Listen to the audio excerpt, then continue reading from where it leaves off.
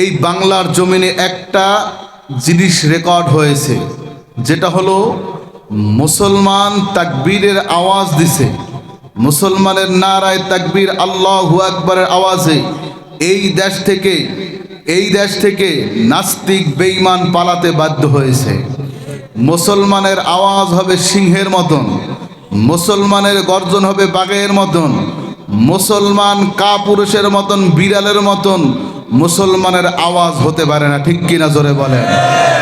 মুসলমানের আওয়াজে এই দেশ থেকে ইহুদি নাসারা, এই দেশ থেকে নাস্তিক বেঈমান যেরকম পালাইছে, এইরকম আমরা আজকের এই মাদ্রাসা ময়দান থেকে এমন আওয়াজ দেব এই এলাকায় যারা ইসলাম বিদ্বেষী, ইসলাম চায় না, ইসলামের পক্ষে যারা নাই, কোরআনের পক্ষে যারা নাই, কোরআনকে যারা ভালোবাসে না, এক আল্লাহর আইন যাদের পছন্দ হয় না, তাদের কানের ভিতরে আওয়াজ দিতে হবে। এই দেশের ভিতরে শাহজালাল রহমতুল্লাহ আলাই দুনিয়ার জমিনে নাই, শাহপরান রহমতুল্লাহ আলাই নাই, সারসিনার নেসারউদ্দিন রহমতুল্লাহ আলাই নাই, কিন্তু তাদের উত্তর শরীরে এখনো জমিনে আছে, তাদের রক্ত এখনো পানি হয় নাই, তারা এখনো সজাগ আছে। আগামীতে যারা ইসলাম বিরোধী কাজ করবে, কোরআন বিরোধী কাজ করবে, তাদেরকে হুঁশিয়ার করতে চাই এই ময়দান থেকে, আগামীতেও কেউ ইসলাম বিরোধী কাজ করে কখনো তোমরাও ছাড় পাবে না। ঠিক কিনা জোরে বলেন। এইরকম ভাবে আওয়াজ আমাদের এই ময়দান থেকে দিতে হবে। রাজি আছেন তো ইনশাআল্লাহ? আমাদের পূর্বপুরুষ আকাবের যারা ছিলেন তারা কিন্তু কাপুরুষের মতন কাজ করে নাই। ঠিক কিনা জোরে বলেন। সারসিনার নেসারউদ্দিন রহমতুল্লাহ আলাই আমি দেখি নাই, মুরব্বীরা হয়তো দেখছেন, তাদের ইমানি পাওয়ার ছিল, তাদের কাছে কোনো বাতিল এসে দাঁড়ানোর সাহস ছিল না। ঠিক কিনা জোরে বলেন। কিন্তু আজকে আমরা মুসলমান, আমাদের কাছে বাতিল এসে কেমনে আমাদের কাছে এসে তারা দাঁড়ায়? কথা বলেন। কারণ কি জানেন? আমাদের ইমান দুর্বল। আমাদের ইমান কি দুর্বল। এর কারণ হলো তারা একমাত্র আল্লাহর দেওয়া কোরআন, তারা কোরআনকে ফলো করতেন, কোরআন অনুযায়ী তারা চলতেন। কিন্তু আজকে আমরা কোরআন পাইছি ঘরে ঘরে, মাদ্রাসা প্রত্যেক বাড়িতে বাড়িতে চালু হয়ে গেছে, কিন্তু কোরআনের প্রেম আমাদের ভিতরে নাই। যদি মুসলমান প্রেম থাকতো তাহলে আজকের এই ময়দানে আমরা জায়গা দিয়ে পারতাম না। ঠিক কিনা জোরে বলে। এখানে যদি মাহফিল না হইয়া কোন গানের মঞ্চ করা হইতো, বলেন তো জায়গা দিয়ে পারতেন? হ্যাঁ, কথা বুঝাইতে পারি নাই, পারতেন নি? আহা, হাইটে যায় আবার যদি নিয়ে আসতো, আর প্যান্ডেল কইরা গেট দিয়ে যদি বলতো ভিতরে ঢুকতে হলে 500 লাগবে, চাষামিয়া চিন্তা করতো 3 দিন বিড়ি খামু না, এরপরও টাকা 500 দিয়ে একটু আপারে দেখে আসো। কথা কান না কেন? কোরআনের ময়দান ভালো লাগে না, ভালো লাগে না, মজা লাগে না। কিন্তু একটা কথা মনে রাখবেন, এই দুনিয়া চিরস্থায়ী নয়, এই দুনিয়া থেকে চলে যেতে হবে। এই দুনিয়ায় কেউ থাকতে পারবে না, কেউ থাকতে পারবে না, দুনিয়া থেকে চলে যেতে হবে। আল্লাহ রব্বুল আলামিন জানায়, এই পৃথিবীতে আমি আল্লাহ পাক তোমাদেরকে সৃষ্টি করছি, তোমরা যে দুনিয়া থেকে চলে যাবা, দুনিয়া থেকে চলে যাওয়ার পরে পরকালে 2টা স্থান, একটা জান্নাত আর একটা হয়তো জান্নাত না হয় জাহান্নাম, 2টা জায়গা। তোমরা যদি এই দুনিয়ার জমিনে একটা জিনিসকে ফলো করে চলো, তাহলে পরকালে তোমরা জাহান্নামের রাস্তায় যেতে হবে না, জান্নাতের রাস্তায় চলে যাবা। সুবহানাল্লাহ। সঠিক রাস্তায়। আপনাদের এলাকায় আসছি ওই ইন্দিরাট মেয়ারহাট বাজার থেকে, বলেন তো মেয়ারহাট বাজার থেকে যদি আপনাদের ওই যে ডুবি হয়ে এরপরে আসছি, এই রোড না নিয়ে বাজারে যে ব্রিজ পাড়াইয়া এরপরে যদি ইন্দিরাট গিয়ে এরপরে যদি ওই রোড নিতাম, তাহলে এখানে আসতে পারতাম? কথা বলে বুঝাইতে পারিনি, পারতাম? কারণ রাস্তা ভুল ছিল। কি ছিল? সঠিক রাস্তা চিনতে হলে আমাকে একজন চিনানোর লোক লাগবে, যে অমুকে চিনাই নিবে, লোকেশন দিবে, আমি ওইটা চিনে চিনে এরপরে আসবো। ঠিক কিনা জোরে বলেন? তদ্রূপ জান্নাতে যেতে হলে নিজের মনে যেটা চায়, নিজে যেটা ভালো লাগে ওইটা করবেন, আর মনে রাখবেন যে জান্নাতে চলে যাব না। আল্লাহ পাক আমাদেরকে উম্মতি মুহাম্মাদি আদম আলাইহিস সালাম থেকে আমার নবী পর্যন্ত সমস্ত উম্মতদেরকে আল্লাহ রব্বুল আলামিন দামি বানাইছেন, কিন্তু সব থেকে দামি বানাইছেন আপনার আমার নবীর উম্মত, মানে আমাদেরকে। সুবহানাল্লাহ। অন্য নবীরাও দামি, তাদের উম্মতরাও দামি, কিন্তু তাদের থেকে বেশি দাম কাদের? সবাই বলে না। আপনাদের আমার কথা বুঝতে কষ্ট হয়? কষ্ট হয় নেই? এই জন্য আমাদের চলার জন্য আল্লাহ পাক একটা গাইডলাইন দিছেন। কি দিছেন? গাইডলাইনটা যদি ফলো করতে পারি, আমরা দুনিয়া আখিরাত উভয় জাহানে শান্তিতে থাকতে পারবো। বলেন সুবহানাল্লাহ। সেই গাইডলাইনটার নাম কি জানেন? আল্লাহর কোরআন। কি জোরে বলেন? আল্লাহর কোরআন। এই কোরআন আমরা যদি ফলো করতে পারি, এই কোরআন যদি মানতে পারি, কোরআন অনুযায়ী যদি চলতে পারি, এই কোরআনই আমাদেরকে সঠিক রাস্তা দেখাই দেবে। সুবহানাল্লাহ। কত বড় দামি কোরআন আল্লাহ পাক আমাদেরকে দান করছেন, কত বড় দামি কোরআন আল্লাহ দান করছেন। আল্লাহ রব্বুল আলামিন বলেন, এই পৃথিবীর জমিনে অনেক জ্ঞানী মানুষ যারা, তারা বই লেখে। কি লেখে? লেখে না? কিন্তু বই লিখতে লিখতে একদম শেষ পৃষ্ঠায় লিখে দেয়, আমার এই বইয়ের ভিতরে যদি কোনো ভুল ত্রুটি ধরা পড়ে তাহলে সংশোধনের জন্য আমাদেরকে সতর্ক করে দিবেন, বলে দিবেন, সামনে যেই বই লিপিবদ্ধ হবে ওই বইয়ের ভিতরে সংশোধন করে দেওয়া হবে। কথা বুঝাইতে পারি নাই? আর আল্লাহ যে কোরআন আমাদেরকে গাইডলাইন হিসেবে পাঠাইছেন, এই কোরআন নাজিল আল্লাহ পাক করছেন, কিন্তু আল্লাহ পাক কোরআনের শুরুতে গ্যারান্টি দিয়ে দিয়েছেন যে এই কোরআনের ভিতরে ভুল তো দূরের কথা, কোনো সন্দেহ না। আর একটু জোরে বলবেন না? কার কথা? আল্লাহ বলে, শোনেন, আলিফ লাম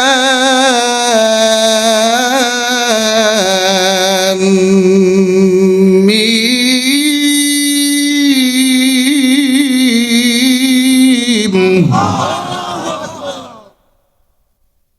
যালিকাল কিতাবু লা রাইবা ফীহি।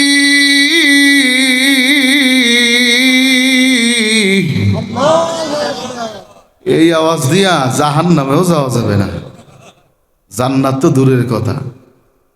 আওয়াজ দিতে হবে। কোরআন শুনলে ভালো লাগে না? দেখেন আল্লাহ কোরআনের শুরুতে কত সুন্দর গ্যারান্টি দিয়ে দেয়। আজকে আমরা মুসলমান, এই কোরআন পাওয়ার পরেও কোরআন মানি না, ফলো করি না। একটা সন্তানকে মাদ্রাসা দিতে বললে, ওরে খয়রাইতে ভরান ভরাম রে, মাদ্রাসা পড়াবে, মানুষের বাড়ি সুবারি কালেকশন করবে, দান কালেকশন, চাল কালেকশন, খয়রাইতে ভরান ভরাবো না। আছে না এমন মানুষ? চাচা, একটা ছেলে হাফেজ বানান আর একটা ইঞ্জিনিয়ার বানান, মারা যাওয়ার পর বুঝবেন কোনটা কাজে লাগে। ইঞ্জিনিয়ার বানাবেন, আল্লাহ না করুক অধিকাংশই দাঁড়াইয়া মতে। কতক্ষণ না কেন? কারণ এমন প্যান্ট পরে বসতে তো পারে না। কথা বুঝছেননি? আর একটা হাফেজ বানাবেন, খয়রাইতে হুজুর বানাবেন, 5 ওয়াক্ত নামাজ পড়বে, আপনার জন্য দোয়া করবে। আল্লাহ রাব্বুল আলামিন আমাদেরকে যেই গাইডলাইন দিলেন, ওই গাইডলাইনের ব্যাপারে আল্লাহ পাক শুরুতেই গ্যারান্টি দিয়ে দেয়, আলিফ লাম মিম। কোরআনে কিছু কিছু শব্দ আছে, কিছু কিছু হরফ আছে, যেই হরফগুলো মুফাসসিরে কিরামরা, মুহাদ্দিসেরা যখন এই হরফগুলো পড়ান, তখন বলেন আলিফ লাম মিম তাসিম মিম কফ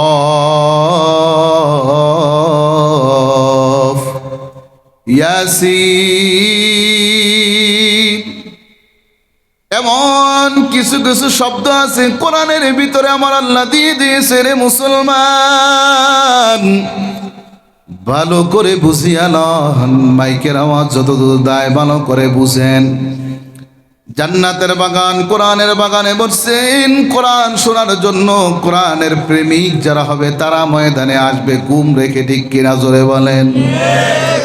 আল্লাহ পাক জানায়া দেয় আলিফ লাম মিম। এটা যে হরফগুলো, এই হরফগুলোর ব্যাপারে আমার আল্লাহ রাব্বুল আলামিন বলে দেন এই হরফগুলো পৃথিবীর কেউ জানে না। এই হরফগুলোর অর্থ কেবলমাত্র কে জানে? কারণ কি জানেন? এটা আল্লাহ পাকের গোপন তথ্য। কি জোরে বলেন, কথা বলেন, কি গোপন? দুনিয়ার মানুষের কিছু গোপন জিনিস থাকে, সেটা প্রকাশ করা যায় না। যায়? সব গোপন মানুষকে বলা যায় না। মুফাসসির ইকরামরা বলেন এই হরফগুলো কেবলমাত্র আমার আল্লাহই ভালো জানে। পৃথিবীর কোনো মানুষকে আল্লাহ পাক জানায় নাই। হয়তো আমার আল্লাহ এবং তার রসুলকে জানাইতে পারেন, এছাড়া কাউকে জানায় নাই। আপনাদের খারাপ লাগে? কষ্ট হয়? চলে যাবেন নাকি? ওয়াজ শুরু করি নাই, দেখতেছি যে আপনাদের হালত কি। আল্লাহ রাব্বুল আলামিন এই শুরুতে বলেন আলিফ লাম মিম। এরপরে জানায় দেয় জালিকাল কিতাব।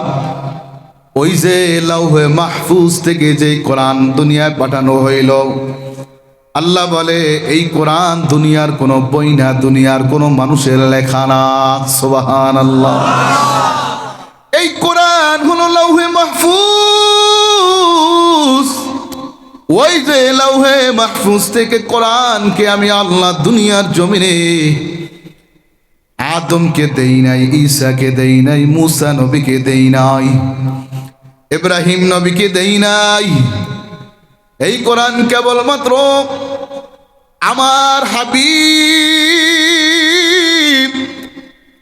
আমি হলাম রব, আর এই কোরআন দিছি রহমাতাল লিল আলামিনের উপরে। সুবহানাল্লাহ। আল্লাহ বলেন তামাম জগতের রব্বুল আলামিন আমি আল্লাহ, আর তামাম জগতের রহমত হলো আমার হাবিবুল্লাহ। সুবহানাল্লাহ। এই কোরআন আমি আল্লাহ পাক পৃথিবীর কোনো মানুষকে দেই নাই, এটা আমার হাবিব ওই যে রহমাতাল লিল আলামিনের উপরে এই কোরআন নাজিল করেছি রে। আল্লাহ পাক দেখেন সুন্দরভাবে মিলাইয়া মিলাইয়া কোরআনে বলেন, দেখেন কেমন ভাবি আল্লাহ পাক ডাক দিয়ে সূরা ফাতিহায় বলেন আলহামদুলিল্লাহি রাব্বিল আলামিন। আল্লাহ পাক বলেন সমস্ত প্রশংসা কার জন্য? যিনি তামাম জগতের রব। সুবহানাল্লাহ। এরপরে আল্লাহ দেখেন সুন্দরভাবে ডাক দিয়ে বলতেছেন ওয়ামা আরসালনাকা ইল্লা রাহমাতাল লিল আলামিন। কত সুন্দর মিল। আল্লাহ বলেন আমি হলাম তামাম জগতের রব্বুল আলামিন, আর আমার হাবিব হলো তামাম জগতের রহমাতাল লিল আলামিন। এই কথাই আমার আল্লাহ বলেন আসমান থেকে যত কিতাব নাজিল করেছি সব কিতাবগুলো ভিতরে দামি হলো কোরআন, যার নাম হলো কালামুল্লাহ। নাম কি? আরো জোরে বলেন কালামুল্লাহ। এটা মানুষের কথা নয়, এটা আল্লাহর কালাম, এটা আল্লাহর কিতাব। আমার আল্লাহ বলে এই দামি কিতাব, এই দামি কিতাব আমি আদমকে দেই নাই, আমি মুসা আলাইহিস সালামকে দেই নাই, আমি ঈসা আলাইহিস সালামকে দেই নাই। এটা আমার হাবিব রাহমাতাল লিল আলামিনের উপরে নাযিল করেছি। এটা হলো একটা আমানত। আমার আল্লাহ পাক বলেন ইন্না আরাদনাল আমানাতা আলাস সামাওয়াতি ওয়াল আরদি ওয়াল জিবাল ফাআবাইনা আন ইয়াহমিলনাহা ওয়া আশফাকনা মিনহা ওয়া হামালাহাল ইনসান।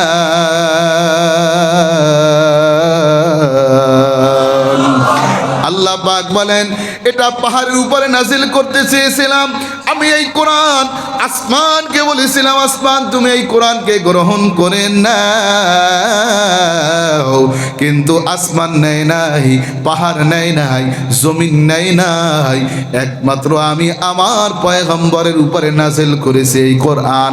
ও ইনসান, ও মানুষ, তোমাদের উপরে এই কোরআনকে নাজিল করেছি।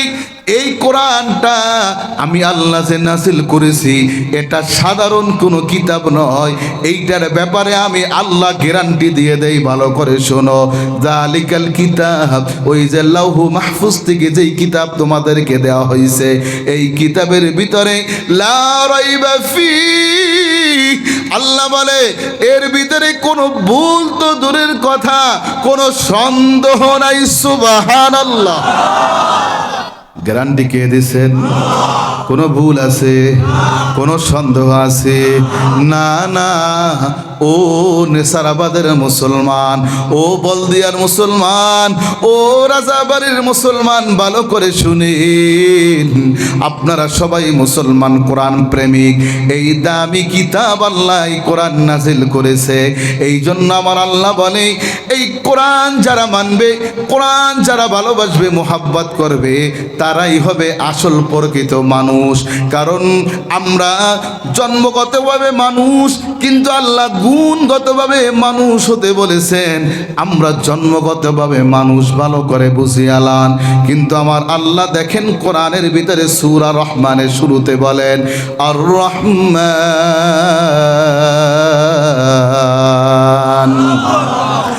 আল্লামাল কুরআন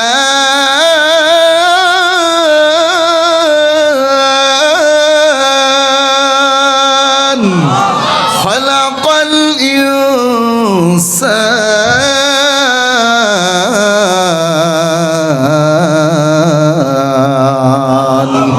এই যে সূরা রহমান, এই সূরাটার নাম হলো আল্লাহর নামের সাথে লাগানো। সুবহানাল্লাহ।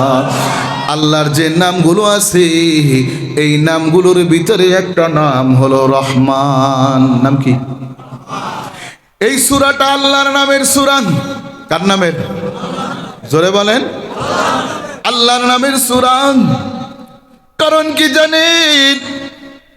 পরকালে যদি আল্লাহকে খুশি করে দুনিয়া থেকে যেতে পারেন, কোরআন মেনে যদি দুনিয়া থেকে যেতে পারেন, কোরআনের মাদ্রাসাকে যদি নিজের বন্ধু বানাইতে পারেন, কোরআনের হাফেজকে যদি বন্ধু বানাইতে পারেন, মাদ্রাসার সাথে যদি সম্পর্ক ভালো থাকে, ছাত্রদের সাথে যদি সম্পর্ক ভালো থাকে, আমার আল্লাহ রব্বুল আলামিন এই কোরআন প্রেমিকদের সামনে কাল হাসরের ময়দানে আল্লাহ নিজে উপস্থিত হয়ে তাদের সামনে এসে আমার আল্লাহ সূরা আর রহমান পড়ে পড়ে শোনাবে।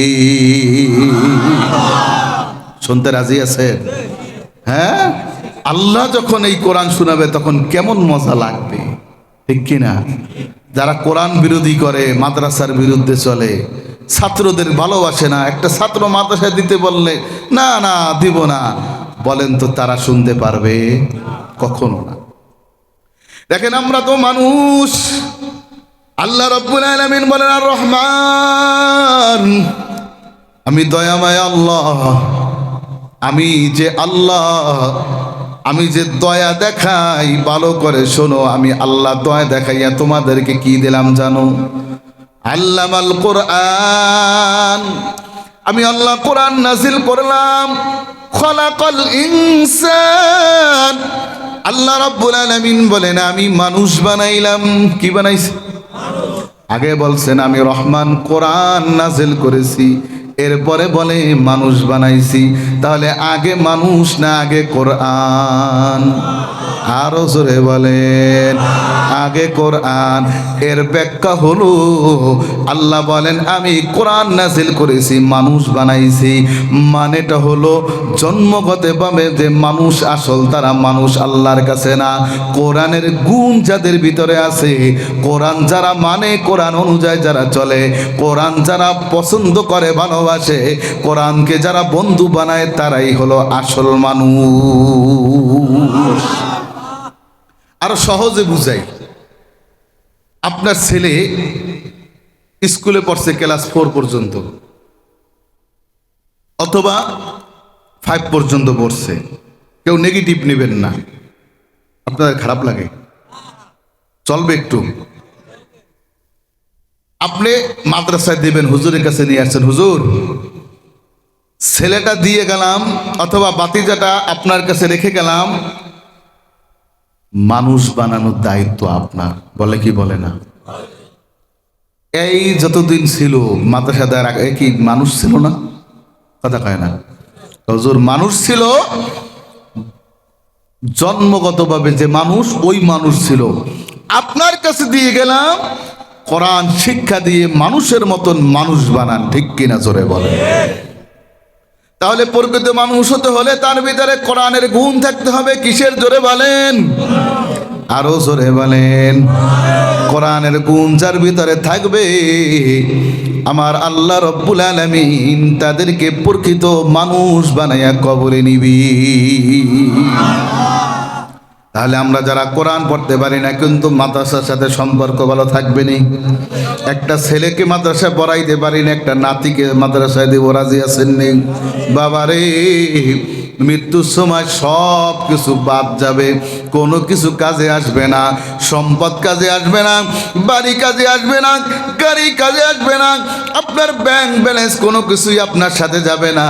যদি একটা সন্তান, একটা নাতি যদি কোরআনের আলেম থাকে, হাফেজ থাকে, ওই নাতি আর ওই সন্তান আপনার কবরের কাছে যে দোয়া করবে আর চোখের পানি ছেড়ে দেবে, আমার আল্লাহ ওই কোরআনের বরকতে, তার চোখের পানির বরকতে আল্লাহ পাক আপনাকে মাফ করে দিবে। এই জন্য আমার আল্লাহ রাব্বুল আলামিন কোরআনের অন্য একটা আয়াতের শেষে বলেন, قل هل يستوي الذين يعلمون والذين لا يعلمون। আল্লাহ রাব্বুল আলামিন বলেন, এ পৃথিবীর মানুষেরা শোনো, যারা জানে এবং জানে না তারা কখনো সমান হতে পারে না। পারে? যারা জানে এবং জানে না তারা কি সমান হতে পারে? আল্লাহ বলেন না, না, তারা কখনো সমান হতে পারে না। এ দুনিয়ার জানার কথা না, ইলমে ওহীর জ্ঞান, কোরআনের জ্ঞান। রাসূলুল্লাহ সাল্লাল্লাহু আলাইহি ওয়াসাল্লাম বলেন, খায়রুকুম মান তাআল্লামাল কুরআনা ওয়া আল্লামা। পৃথিবীর ভিতরে সবথেকে দামি যারা কোরআন শেখে এবং অপরকে শিখায়, সুবহানাল্লাহ, তারাই দামি। আর যারা কোরআন জানলেওয়ালা, ইলমে দ্বীন, ইলম জানলেওয়ালা, তারা সব থেকে দামি। এ বাবাজিরা আমার, আমার রাসূল হাদিসের ভিতরে বলেন, হযরতে আলী রাদিয়াল্লাহু তাআলা আনহুর ইলমের ব্যাপারে আমার রাসূল বলেন, আনা মাদিনাতুল ইলমি ওয়া আলিয়ুম বাবুহা। আমি হলাম মদিনার ইলমের শহর, আর এই শহরের দরজা হলো আমার আলী। সুবহানাল্লাহ। এই যে মসজিদ, মসজিদের দরজা যদি তালা মারানো হয়, তালা যদি পরিপূর্ণ লাগানো হয়, মসজিদের ভিতরে ঢুকতে পারবেন? কথা বলেন। রাসূল কি বলছেন? এই যে কোরআনের ইলম, আসমানে যে ইলম দুনিয়া আল্লাহ পাঠাইছেন, এই ইলমের শহর হলো আমি রাসূল, আর এই শহরের দরজা হলো আলী। সুবহানাল্লাহ। তা দরজা ছাড়া তো বের হওয়া যায় না, ঠিক কিনা? দরজা ছাড়া তো ঢোকা যায় না, ঠিক কিনা? জোরে বলেন। এই আলী রাদিয়াল্লাহু তাআলা আনহু কি বলে শোনেন। আজকে তো আমরা টাকা পয়সা বাড়ি গাড়ি সম্পদ ক্ষমতা এগুলো পেয়ে আমরা মনে করতেছি আমি দামি, আমার সব কিছু পেয়ে গেছি। না, কোরআন পেয়ে পাইছেন, সব পাইছেন। কোরআন পান নাই, কিছু আপনি পান নাই। এই আলী রাদিয়াল্লাহু তাআলা আনহু বলেন, আমি আলী রাদিয়াল্লাহু তাআলা আনহু এমন ভাবে আল্লাহর উপরে খুশি হয়েছি, কারণটা কি জানো? আলী বলেন, রাজিনা কিসমাতাল জব্বার ফিনা লানা ইলমু ওয়ালিল আ'দাই মালু ফাইন্নাল মালা ইয়াফনা আন করিবিন ওয়া ইন্নাল ইলমা বাকিল লা ইয়াজালু। এ যাদের সন্তানরা মাদ্রাসায় পড়ে ভালো করে শুনেন, আপনি ঠকেন নাই। হযরতে আলী রাসূলুল্লাহর জামাতা। কার জামাতা? কার? আলী রাদিয়াল্লাহু তাআলা আনহু। শুধু রাসূলের জামাতা তাই নয়, জান্নাতি নারীদের সরদারিনী ফাতেমাতুজ জাহরা রাদিয়াল্লাহু তাআলা আনহার স্বামী। ঠিক কিনা বলেন? জান্নাতে যুবকদের সর্দার ইমাম হাসান আর হোসেন, ইমাম হাসান আর হোসাইনের বাবা হযরতে আলী। আজকে যারা আমরা মনে করি আমাদের সন্তানদেরকে মাদ্রাসা দিয়ে ঠকছি, তারা ভালো করে শুনেন। হযরতে আলী বলেন, রাজিনা কিসমাতাল জব্বারি ফিনা, আমি ওই আল্লাহর ভাগ বন্টনে খুশি হয়ে গেলাম, আমি ওই রবের প্রতি খুশি হয়ে গেলাম। কারণ কি জানেননি? লানা ইলমু ওয়ালিল আদাই মালু। আলী বলেন, আল্লাহ আমাকে ইলম দান করছেন। কি জোরে বলেন? আল্লাহ আমাকে কোরআনের জ্ঞান দান করেছেন, আল্লাহ আমাকে হাদিসের জ্ঞান দান করেছেন। আল্লাহ দুনিয়ার কোনো মানুষের লেখা ইলম দান করে নাই। আল্লাহ আসমানি ইলম, আসমানি জ্ঞান, কোরআনি জ্ঞান দান করেছেন। আর কাফের বেঈমান দুনিয়াদেরকে আল্লাহ দুনিয়ার মাল সম্পদ দান করছেন, গাড়ি বাড়ি সম্পদ দান করছেন। আলী বলেন, আমি গরিব। আলীর গরিবের হালত আপনারা হয়তো অনেকে জানেন না। হযরতে ফাতেমার ঘরে একদিন, 2 দিন, 3 দিন, 7 দিন পর্যন্ত চুলা জ্বলে নাই। হাসান হোসাইন না খেয়ে রয়েছে, এমনও দিন চলে গেছে। আলীও পেটে পাথর বেঁধেছে, ইমাম হাসান হোসাইন ক্ষুধার জন্য কাঁদছে, ফাতেমাও ক্ষুধার জন্য কাঁদছে রে বাবা। ওই আলী বলে, লানা ইলমু ওয়ালিল আদাই মালু, আমি আল্লাহর উপরে এই জন্য খুশি, আমার আল্লাহ আমাকে দুনিয়ার সম্পদ দেয় নাই, ঠিক আমাকে গরিব বানাইছে, আমাকে ধনী বানায় নাই, তাতে দুঃখ নাই। আমাকে আল্লাহ যে আসমানে ইলম, আসমান থেকে যে কোরআন নাজিল হয়েছে, এই কোরআন যে আমাকে দান করছেন, এই জন্য খুশি। কারণ ফাইন্নাল মালা ইয়াফনা আন করিবিন ওয়া ইন্নাল ইলমা বাকিল লা ইয়াজালু। হযরত আলী বলেন, দুনিয়ার সম্পদগুলো সব দুনিয়ায় থেকে যাবে। আজকে কোটি টাকার মালিক, সেও দুনিয়ায় থেকে চলে গেছে, সম্পদ দুনিয়ায় রেখে গেছে। ঠিক কিনা জোরে বলেন? গাড়ি বাড়ি সম্পদ সব দুনিয়ায় থেকে যায়, কিন্তু কবরে কিছু যায় না। পরনের দামি পোশাকটাও বেলেট দিয়ে কেটে কেটে চিরে চিরে এরপরে পোশাকটা খুলে রেখে বাজার থেকে 3খানা কাপড় এনে, মহিলা হইলে 5খানা কাপড় এনে এরপরে পেছাইয়া পেছাইয়া আপনাকে কবরে রেখে আসবে। কোন সম্পদের কারণে হারাম পিছনে দৌড়াও? ও বাবা, সুদের টাকা দুনিয়ার মানুষের কাছে লাগাও, ঘুষের টাকা খাও, জনগণের সম্পদ মেরে খাও। মাদ্রাসায় যাইতে বলে এতিমখানায় কিছু দান করো, তখন টাকা থাকে না। সুদে লাগানোর সময় টাকার অভাব হয় না, ঠিক কিনা বলে? আলী বলেন, আমাকে আল্লাহ টাকা দেয় নাই, এই টাকা সম্পদ সব দুনিয়ায় রেখে যাবে, কবরে কিছু যাবে না। কবরে কেবলমাত্র ওয়া ইন্নাল ইলমা বাকিল লা ইয়াজালু, আমি যে কোরআন শিক্ষা করেছি, আমি যে হাদিস শিক্ষা করেছি, আমি যে আসমানি জ্ঞান ইলম শিক্ষা করেছি, টাকা পাই নাই, গাড়ি পাই নাই, বাড়ি পাই নাই, সম্পদ পাই নাই, কিন্তু আমার সাথে সম্পদ যাবে না ঠিক, কিন্তু ইলম, আসমানি ইলম, এইটা সব আমার সাথে কবরে যাবে। সুবহানাল্লাহ। কোরআন শিখছেন, হাদিস শিখছেন, এগুলো সব কবরে যাবে, কিন্তু সম্পদ, বাড়ি গাড়ি কবরে যাবে? কথা কয় না? কোটি টাকার মালিক দেখো অভাব হয় না দূর, গরিবে ঘুমায় আরাম করে মনটা বাহাদুর, ঠিক কিনা? কোটি টাকার মালিক দেখো অভাব হয় না দূর, গরিবে ঘুমায় আরাম করে মনটা বাহাদুর। ফেরাউনের লাশটা দেখো মিশর জাদুঘরে, খায় না মাটি পোকা মাছি সবাই ঘৃণা করে। ফেরাউনের লাশটা দেখো মিশর জাদুঘরে, খায় না মাটি পোকা মাছি সবাই ঘৃণা করে। হৃদয় থাকিবে যার নম্রতা সদা, রহমত আসিবে সে থা প্রভুর ওয়াদা।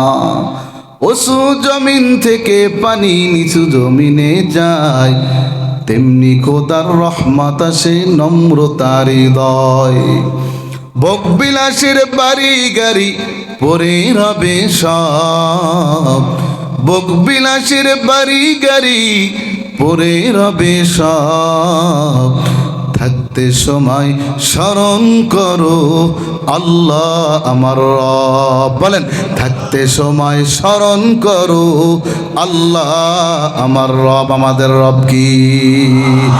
আল্লাহ আমার রব। বলেন, আল্লাহ আমার রব, এই রবি আমার সব। আল্লাহ আমার রব, এই রবি আমার সব। দমে দমে তনু মনে তারি অনুভব। আল্লাহ আমার রব, এই রবি আমার সব। আমাদের রব কি?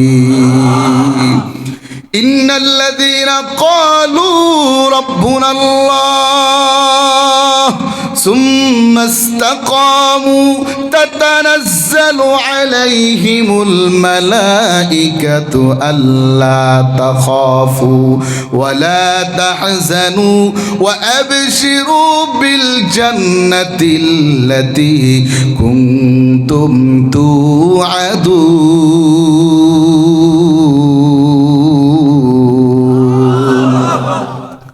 এ বাবাজিরা আমার, ভালো করে শোনেন, দুনিয়ার বাড়ি গাড়ি সব দুনিয়ায় থেকে যাবে। আল্লাহকে যদি রব বলে মানেন, আল্লাহর কোরআনকে যদি মানেন, আসমানি ইলম, এই কোরআনকে যদি আপনি মেনে নেন, এই কোরআনকে যদি আপনি ফলো করে নেন, আমার আল্লাহ বলেন এই দুনিয়ার সম্পদ তোমার কবরে যাবে না, কিন্তু কবরে তোমার ইলম, কবরের ভিতরে তোমার কোরআন, কবরের ভিতরে তোমার হাদিস, এই ইলমগুলো যে শিক্ষা করবা, এগুলো সব সিনার ভিতরে রাখা হবে। ও বাবাজিরা আমার, একটা মানুষের সব পচে যায়, গলে মাটির সাথে ছাই হয়ে যায়, কিন্তু কোরআনের আলেমের সিনাটা আমার আল্লাহ কখনো পচায় না। এই জন্যই কোরআনের পক্ষে থাকবেন। রাজি আছেন তো ইনশাআল্লাহ? তাহলে এই কোরআন দুনিয়ায় পাওয়া যাবে, আখিরাতেও সম্পদ দুনিয়ায় পাইলেন, পরকালে কথা বোঝেন স্পষ্ট? আপনাদের কষ্ট হয়? এ বাবাজিরা আমার, তাহলে এই কোরআনকে মানতে হবে। একটা কথা মনে রাখবেন, এই কোরআন যখন আপনি মানবেন, কোরআন অনুযায়ী যখন আপনি চলবেন, আপনি যদি কোরআনকে সংবিধান বানাইতে পারেন, আপনার পারিবারিক জীবন, সামাজিক জীবন, অর্থনৈতিক জীবন, রাজনৈতিক জীবন, আন্তর্জাতিক জীবনে যদি কোরআন অনুযায়ী আপনি চলতে পারেন, আসমানি ইলম, ওই যে আসমানি ইলম, এটা কোনো পৃথিবীর মানুষের বানানো ইলম না।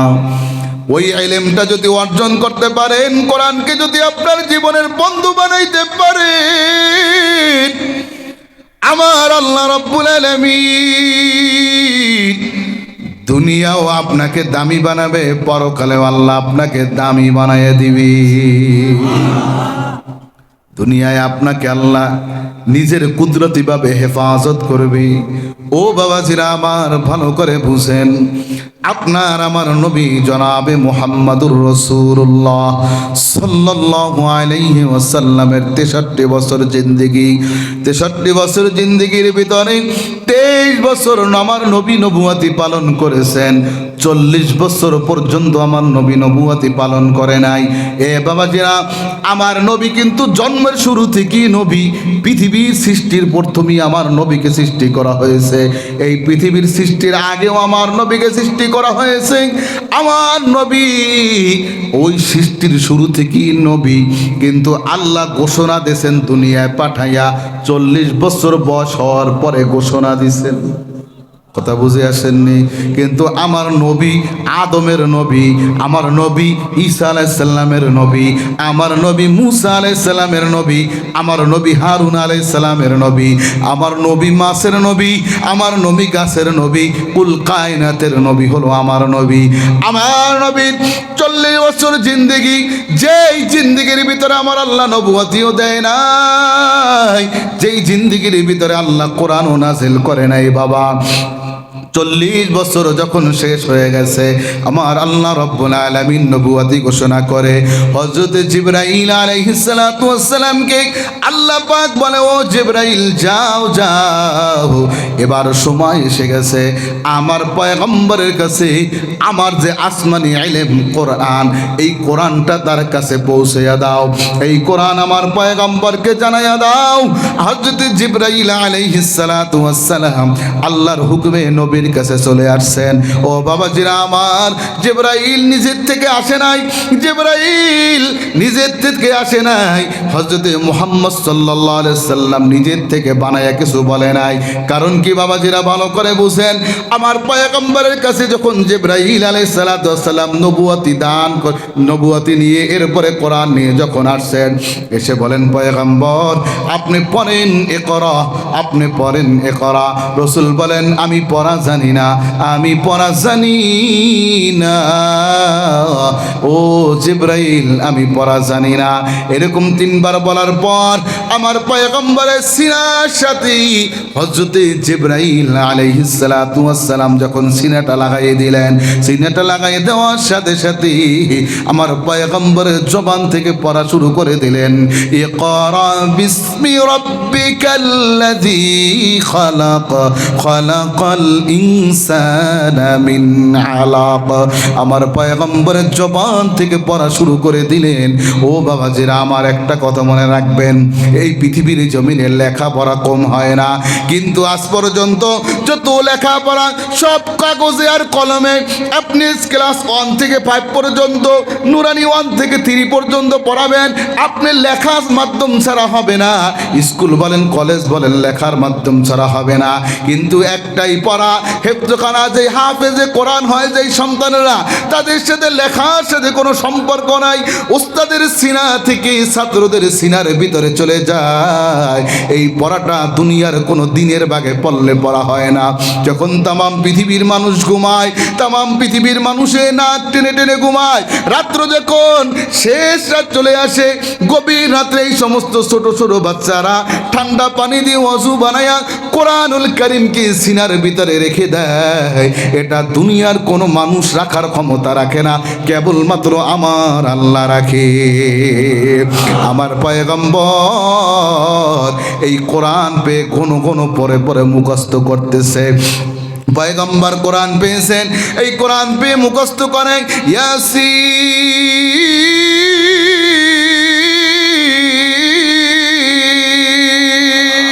ওয়াল কুরআনিল হাকীম।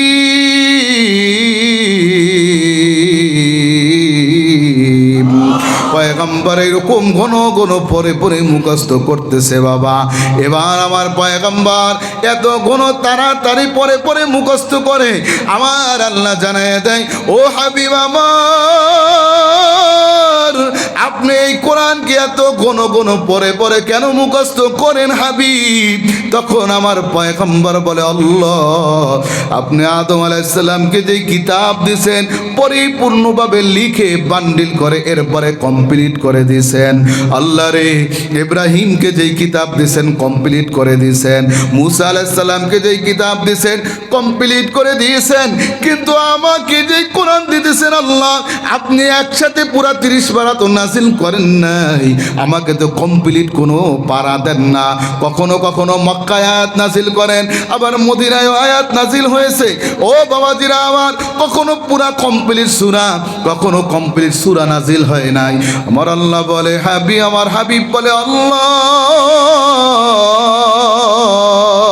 আমি গণ গণ পরে যদি মুখস্থ না করি, আমার গুনাহগার উম্মতরা কেমনে এই কোরআন পরে মুখস্থ করবে? সাথে সাথে আমার আল্লাহ জানায় দে, হাবিব, আপনি দুঃখ নিয়েন না, কষ্ট নিয়েন না, আপনি গণ গণ পরে মুখস্থ করার দরকার নাই। আপনি শুনেন, আমি আল্লাহ জানায় দিলাম, ইন্না নাহনু নাযালনা যিকরা ওয়া ইন্না লাহু লাহাফিজুন।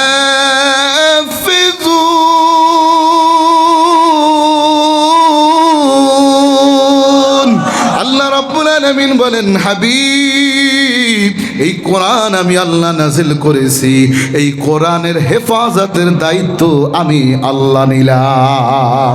এই কোরআন যে মানবে তাকে হেফাজত আমি আল্লাহ করব, এই কোরআন অনুযায়ী যে চলবে তাকে আমি আল্লাহ হেফাজত করব। ও বাবা, একটা কথা মনে রাখবেন, এই পৃথিবীর জমিনে বর্তমানে বৈজ্ঞানিকরা সব কিছু আবিষ্কার করে ফেলেছে, এমন যন্ত্র বের হয়েছে, একটা মানুষের শরীরের ভিতরে কোথায় কি আছে সব বের করে ফেলছে, ঠিক কিনা? এমন ভাবে টেস্ট করে এমন যন্ত্র আনছেন রে, যেটা দিয়ে একটা মানুষের 3.5 হাত বডির ভিতরে কোথায় ছিদ্র আছে, কোনখানে কোন অবস্থায়, ওই ব্যক্তির কিডনিটা কেমন, ওই ব্যক্তির লিভার ফাংশনটা কেমন, ওই ব্যক্তির হার্ট কেমন, সব বের করতে পারছে। কিন্তু আজও পর্যন্ত কোনো বৈজ্ঞানিক বাবার ক্ষমতা হয় নাই ওই ব্যক্তি একজন কোরআনের হাফেজের সিনার ভিতরে আমার আল্লাহ পুরা 30 পারা কোরআন সংরক্ষণ করেছে, আজও পর্যন্ত কোনো বৈজ্ঞানিক বাবা বের করতে পারে না। কারণ আল্লাহ বলেন, আমি আল্লাহ নাজিল করেছি, আমি আল্লাহ এই কোরআনের হেফাজত করব। তোমরা যারা মৃত্যু পর্যন্ত কোরআন অনুযায়ী চলবা, তোমাদের হেফাজত আমি আল্লাহ করব, পরকালেও আমি আল্লাহ হেফাজত করব, দুনিয়াও হেফাজত করব, পরকালে আমি আল্লাহ মুক্তি দিয়ে জান্নাতি বানাই দিব। তাহলে কোরআনের পক্ষে থাকবেন না বিপক্ষে? আরো জোরে বলেন, আরো জোরে বলেন। থাকবেন তো ইনশাআল্লাহ? আল্লাহ কবুল করে বলেন আমিন। ও বাবাজিরা আমার, এবার একটু বোঝার চেষ্টা করেন এই কোরআন কত দামি, কত দামি। কারণ আমার আল্লাহ বলে, এটা আমার কোরআন, এই কোরআন নাজিল করেছি আমি, হেফাজতের দায়িত্ব আমি আল্লাহ। মৃত্যু পর্যন্ত যদি কোরআন অনুযায়ী চলো, এই কোরআনই তোমাদেরকে মৃত্যু না একদম জান্নাত পর্যন্ত নিয়ে যাবে। কোরআন যে মানবে, কোরআন অনুযায়ী যে চলবে, আল্লাহ পাক দুনিয়াও তাকে দামি বানাবে, পরকালেও দামি বানাবে। এবার দেখেন, রাসূলুল্লাহ সাল্লাল্লাহু আলাইহি ওয়াসাল্লামের কাছে সাহাবারা জিজ্ঞাসা করে, ইয়া রাসূলুল্লাহ, আপনি আমাদের মাঝে এখনো আছেন, আল্লাহর কাছে দোয়া করি আল্লাহ জানি আমাদের মাঝে আপনাকে বেশি দিন রাখে, যাতে আপনার আগে আমরা যাই। কারণ আপনি আমাদের আগে চলে যাবেন, আমরা সহ্য করতে পারবো না। কারণ সাহাবাদের অন্তরের ভিতরে রসুলের প্রেম ভালোবাসা তাদের জীবনের থেকে বেশি ছিল। সুবহানাল্লাহ। সাহাবারা বলে, ইয়া রাসূলুল্লাহ, কিন্তু হায়াতের মালিক তো আল্লাহ। যদি আল্লাহ আপনাকে আগে নেয়, আপনার কাছে একটা জিনিস জানতে চাই। রসুল বলেন, সাহাবারা কি জানতে চাও? আমরা কোনো ভুল ত্রুটি করে থাকলে, ওঠা বসা করেন না, অল্প সময় ভুল ত্রুটি করে থাকলে আমরা তো আপনার কাছ থেকে সঠিকটা জেনে নেই। কথা বুঝে আসছেন? আপনি চলে গেলে এই দুনিয়া থেকে আমরা কোন পথ ধরবো, কি ধরবো, কেমনে আমরা সঠিক রাস্তা পাবো একটু বলেন তো। এখন তো পথ ভিন্ন রাস্তায় চলে গেলে সঠিক রাস্তা আপনি দেখাইয়ে দেন। কথা বুঝাইতে পারি না। এই কথা বলার পর আমার পয়গম্বর বলেন, ও সাহাবারা ভালো করে শোনো। শুধু সাহাবাদেরকে বলে নাই, আমার উম্মতের দল ভালো করে শুনিয়া লও, আমি নবী থাকবো না, আমি নবী চলে যাব। কারণ এই দুনিয়ার মায়া তোমার সবার ত্যাগ করতে হবে। কুল্লু নাফসিন যায়িকাতুল মাউত। আল্লাহ বলেন, সমস্ত প্রাণী, যত মাখলুক দুনিয়া আল্লাহ সৃষ্টি করেছে, যার প্রাণ একবার, জান একবার দিছে, সবার জান আল্লাহকে আবার দিয়া দিতে হবে। রসুল বলেন, ও সাহাবারা, আমিও চলে যাব, তোমরাও চলে যাবা, কিন্তু জানি না কে কখন যাবা। কিন্তু মৃত্যুর গ্যারান্টি আল্লাহ কাউকে দেয় নাই। কিন্তু একটা কথা শোনো, আমি চলে গেলাম, কিন্তু আমি চলে যাওয়ার আগে দুইটা জিনিস তোমাদের মাঝে রেখে যাই। কয়টা? জোরে বলেন। এ বাবা, আমার দিকে খেয়াল করেন। দুইটা জিনিস যদি তোমরা মানো, কখনো তোমরা গুমরাহ হবা না, কখনো তোমরা জাহান্নামের রাস্তায় যাবা না, কখনো ভুল রাস্তায় যাবা না। দুইটা জিনিস তোমরা ফলো করবা। ও বাবাজিরা আমার, আজ থেকে নিয়াত করবো, এই দুইটা জিনিস আমরা মেনে চলবো। এই দুইটা জিনিস যদি মেনে চলতে পারি, আমার আল্লাহ রব্বুল আলামিন আমাদেরকে হেদায়েতের রাস্তায়, জান্নাতের রাস্তায় নিয়ে যাবে। দুইটা জিনিস কি? রাসূল এবার বলেন, قال النبي صلى الله عليه وسلم تركت فيكم أمرين لا تضلوا ما تمسكتم بهما كتاب الله وسنة رسولي। পয়গম্বর বলে, আমি নবী চলে যাব, কিন্তু দুইটা জিনিস যদি তোমরা মেনে নাও, তাহলে তোমরা কখনো ভিন্ন লাইনে যাবা না, গোমরার রাস্তায় যাবা না। ও বাবাজিরা আমার, কষ্ট দিব না, ভালো করে বুঝেন। এক নম্বরে আমার পয়গম্বর বলেন, তারাকতু ফীকুম আমরাইন লা তাদিল্লু মা তামাসসাকতুম বিহিমা কিতাবাল্লাহ। এক নম্বর হলো আল্লাহর কিতাব, আল্লাহর কোরআন। এক নম্বরে কি? আরো জোরে বলেন কি? আল্লাহর কোরআন। দুই নম্বরে হলো সুন্নাত রাসূলি। পয়গম্বর বলে, আমি রসুলের সুন্নাত। এক নম্বরে আল্লাহর কোরআন, দুই নম্বরে রসুলের হাদিস। এক নম্বরে আল্লাহর কোরআন, দুই নম্বরে রসুলের সুন্নাত। এই কোরআন সুন্নাত অনুযায়ী, কোরআন হাদিস অনুযায়ী যারা চলবে, মৃত্যু পর্যন্ত সে গোমরা হবে না। এই জন্যই তো নাস্তিক বেঈমান, এরা কোরআনের কথা শুনলেই ভালো লাগে না। যদি বলি কোরআন দরকার, কয় না না, কোরআন চাই না। কারণ কোরআন যদি সংবিধান বানাইতে চায়, তাহলে দেশের ভিতরে চুরি থাকবে না। কথা হয় না কেন? কারণ চুরির আইন হাত কেটে দাও, জিনার আইন, ও বাবাজিরা আমার, যদি পাশ হয়ে যায় দেশের ভিতরে, আল্লাহর কসম, একটা বিবাহিত পুরুষ আর বিবাহিত মহিলা যদি জিনা করে, আইন হলো গর্ত খুঁজে পাথর মেরে আঘাত করে তারপরে মেরে ফেলো। ও বাবাজিরা আমার, এইরকম আইন যদি কোরআনের আইন চালু হয়ে যায়, এখনো সৌদি আরব আছে এই আইন। আল্লাহর কসম করে বলি, আমার একটা বোন রাত্রবেলায় একা একা হাঁটতে পারে না, ভয় করে। নির্জন রাস্তা দিয়ে আমার কোনো মা বোনেরা ভয়ে হাঁটতে পারে না, ইফতিজিনের ভয়। আমার মা বোনেরা রাস্তায় চলতে পারে না, ভয় করে। ঠিক কিনা জোরে বলেন? এ বাবাজিরা আমার, এই দেশের ভিতরে কোরআনের ওই আইন যদি চালু হয়ে যায়, আমার মা বোনেরা রাত্রবেলা একা একা হাঁটবে, কোনো ভয় থাকবে না। ঠিক কিনা জোরে বলেন? বাইতুল্লাহ যারা গেছেন তারা দেখছেন গভীর রাত্রে আমার মা বোনেরা তপ করে আল্লাহর ঘরে যায়। আমার মা বোনেরা মক্কা থেকে মদিনা যায়, তাদের কোনো জিনার বেবিচারের ভয় থাকে না, তাদের কোনো ভয় নাই, ভয় নাই। কারণ ওই দেশের আইন যদি জিনা করে তাহলে তাদেরকে হত্যা করা হবে, তা না হলে ডোরা মেরা হবে। এ বাবা জিনা আমার বাংলার জমিনে যদি আমরা আবার এই কোরআনকে কায়েম করতে পারি, আল্লাহর কসম আমার কোনো মা বোন আর দূষিত হবে না। ঠিক কিনা বলি? আমরা যদি কোরআন অনুযায়ী চুরির আইন আমরা যদি বাস্তবায়ন করতে পারি, তাহলে চোর ধরা পড়লে ডান হাত কেটে দাও, এরপরে ধরা পড়লে বাম হাত কেটে দাও।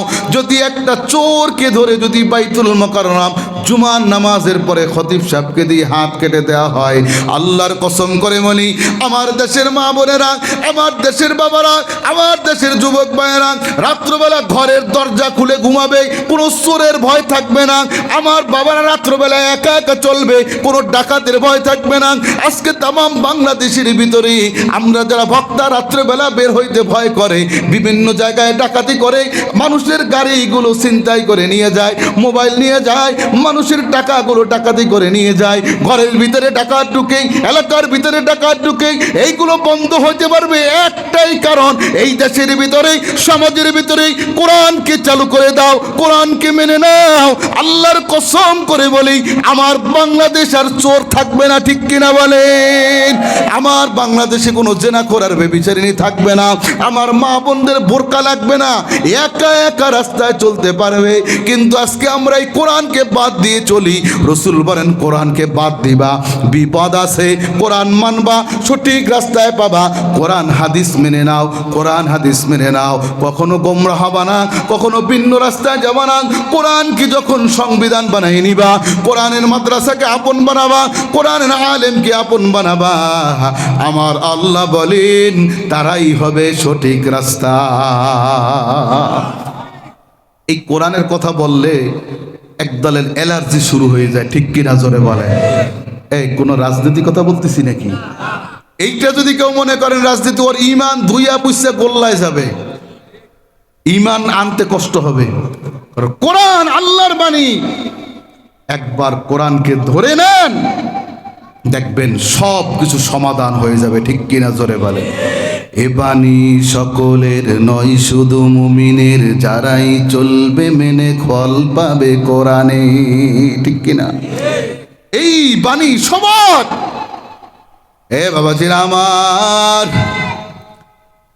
ওই যে হযরত ওমর কোরআন গ্রহণ করে নাই, জাহান্নামের আসামি ছিল বাবা, কিন্তু কোরআন মেনে নিয়েছে, জান্নাতি হয়ে গেছে। ঠিক কিনা জোরে বলেন? এ বাবরিয়া, কোরআন যারা মানবে তারা জান্নাতি হবে। নবীজির আপন চাচা আবু তালিব কোরআনকে গ্রহণ করে নাই, নবীকে ভালোবাসে, এরপরও জাহান্নামী, কারণ কোরআন মানে নাই। এ বাবাজিরা আমার, আর ওদিক থেকে বেলাল গোলামের ছেলে, গোলাম হওয়ার পরেও কোরআন মানার কারণে বেলাল জান্নাতি। এ বাবাজিরা আমার, কথা সংক্ষিপ্ত করে ভালো করে বুঝেন। আরও একটা কথা আপনাদেরকে বুঝাইয়া যায়, আমাদের সমাজের ভিতরে অনেক বুড়া বাবারা আছেন, অনেক মা বোনেরা আছেন, তাদের অন্তরে একটা কষ্ট আছে। বলবো কষ্টটা? কারণ আমরা হুজুর মানুষ, বিভিন্ন মাহফিলে গেলে আমাদের কানের কাছে এসে বলে, হুজুর পুত্রবধূ আনছি, ঘরে শান্তি নাই। আছে? হ্যাঁ, এমন পুত্রবধূ আনছি হুজুর, শাশুড়ির কথা শুনতে পারে না। হুজুর আমার ছেলেও আমার কথা শুনে না, আমার মেয়েও আমার কথা শুনে না, আমার স্ত্রীও অনেক সময় আমার কথা শুনে না। আছে না? এই রোগ অধিকাংশ মানুষের ঘরের ভিতর। ঠিক কিনা? কারণ কি জানেন? রাসূলুল্লাহ বলেন, ক্বালান নবী সাল্লাল্লাহু আলাইহি ওয়াসাল্লাম, লা তাজআলু বুয়ুতাকুম মাকাবিরা فإن الشيطان ينفر من البيت الذي يقرأ فيه سورة البقرة ও উম্মত অন্য একটা হাদিসে রাসূল বলেন তোমাদের ঘরকে কবরস্থান বানাইও না এর অর্থ হলো মানুষ যেরকম কবরস্থানে যায় না কবরস্থানে যেরকম কোরআন তেলাওয়াত হয় না তোমাদের ঘরকে ওইরকম কোরআন পড়া ছাড়া রাখো না আর এই হাদিসে বলেন লা তাজআলু বুয়ুতাকুম মাকাবিরা ফাইন্নাশ শাইতানা ইয়ানফিরু মিনাল বাইতিল্লাযী ইউকরাউ ফীহি সূরাতুল বাকারা পয়গম্বর বলে উম্মত যেই ঘরে সূরা বাকারা তেলাওয়াত হয় যেই ঘরে কোরআন তেলাওয়াত হয় ওই ঘর থেকে শয়তান পালিয়ে যায় কি করে শয়তান পালিয়ে যাওয়ার অর্থ কি কন্ত মানে আগে ছিল এখন কি আপনার একটা ছেলে মাদ্রাসায় পড়ে সকালে দিয়ে গেছেন সন্ধ্যার সময় হুজুরের কাছে না বলে চলে গেছে হুজুরে বলছে আপনার ছেলে না বলে পালিয়ে গেছে ঠিক কিনা মানে আগে ছিল এখন না বলে চলে গেছে রাসূলুল্লাহ সাল্লাল্লাহু আলাইহি সাল্লাম এই কথাই বলে যেই ঘরে কোরআন তেলাওয়াত হয় সূরা বাকারা তেলাওয়াত হয় ওই ঘর থেকে শয়তান পালিয়ে যায় এর অর্থ হলো যেই ঘরে কোরআন তেলাওয়াত হয় না ওই ঘরে থাকে কে জোরে বলেন শয়তান কি চায় শাশুড়ি আর পুত্রবধূ মিল থাকুক শয়তান কি চায় ছেলে আর বাবার ভিতরে মহব্বত থাকুক এবার বাস্তবে নেন আপনি পুত্রবধূ নিয়ে আসছেন এমএ পাস অসুবিধা নাই কিন্তু আল্লাহর রহমতে আলিফ বাও পড়তে পারে না এমন পুত্রবধূ আছে না নাই এমনও পুত্রবধূ আছে করে এমএ পাস ওরে বাবা মাস্টার্স পাস ওযুর ফরজও জানে না গোসলের ফরজও জানে না আপনার ছেলে এমন ছেলে বানাইছেন মক্তব্য দেন নাই কোরআনও শিখান নাই আপনার ছেলেও এক ওয়াক্ত নামাজ পড়ে না ঘরের ভিতরে কেন অশান্তি ভালো করেন রাসূল বলেন যে এই ঘরে কোরআন নাই এই ঘরে শয়তান থাকে আর যেই ঘরে শয়তান থাকে ওই ঘরে কখনো শান্তি হতে পারে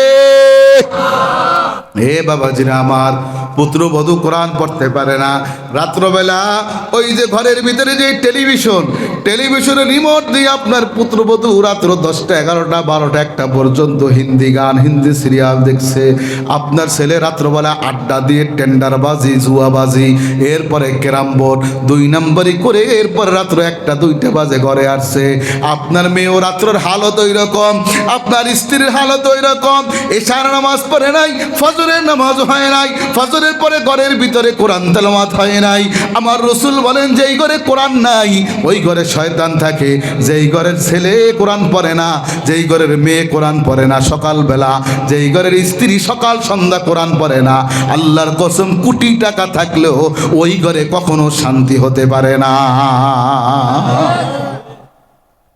আপনারাই তো বলেন হুজুর অল্প বেতন পান ঘরের ভিতরে কেন শান্তি এ বাবা আমরা আপনাদের সন্তান আমাদের স্ত্রী তাদেরকে বলে দিছি মাগরিবের নামাজ পড়ে সূরা ওয়াকিয়ার আমল করবা ইশার নামাজ পড়ে সূরা মুলকের আমল করবা ফজরের নামাজ পড়ে সূরা ইয়াসিনের আমল করবা রাসূলুল্লাহ বলে যেই ঘরে মাগরিবের পরে সূরা মুলকের আমল হয় ওই ঘরে আল্লাহর বরকত হয় রুজির ভিতরে সুবহানাল্লাহ আয়ের ভিতরে বরকত হয় এ বাবা এতিমখানায় মাঝে মাঝে ছাগল আসে না আছে এ বাবাজিরা আমারও একটা এতিমখানা আছে মাঝে মাঝে ছাগল একটু কম আসে আমি ছাত্রদের বলি এই মাসে তোদের আমল কম হয়েছে সূরা ওয়াকিয়ার ছাগলগুলো মানুষ এমনে দেয় না ছাত্ররা যখন মাগরিবের পরে সূরা ওয়াকিয়ার আমল করে আর আপনাকে আল্লাহ এমন একটা রোগ দেয় রোগটা দিয়ে আপনি তো এমনে দেবেন না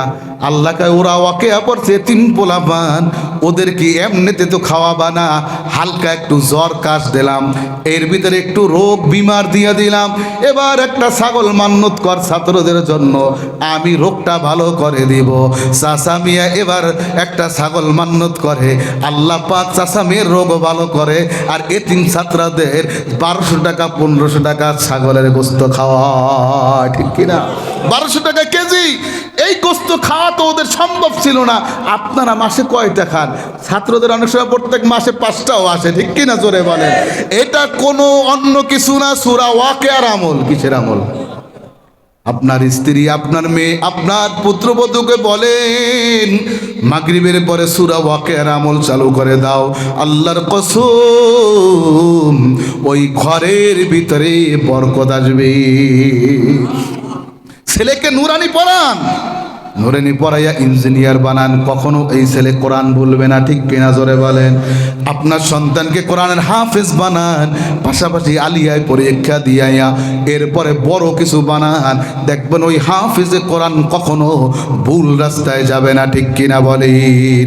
এ বাবাজিরা আমার, আপনাদের আর কষ্ট দিব না। পারিবারিক জীবন কেন অশান্তি, বুঝছেন নি? একমাত্র কোরআন ছেড়ে দেওয়া, ঠিক কিনা? জোরে বলেন। মোনাজাত দিয়ে দেই। এ বাবাজিরা আমার, তাহলে অশান্তির আগুনের ভিতরে পুরব না। মোনাজাতের আগে একটা কথা বলে শেষ করি। এবার আপনারা যারা আছেন, আপনাদের কাছে একটা কথা, আপনার ছোট ছোট বাচ্চাদেরকে মাদ্রাসা দিয়ে হাফেজ বানাইতে পারবেন, আলেম বানাইতে পারবেন, কোরআনওয়ালা বানাইতে পারবেন।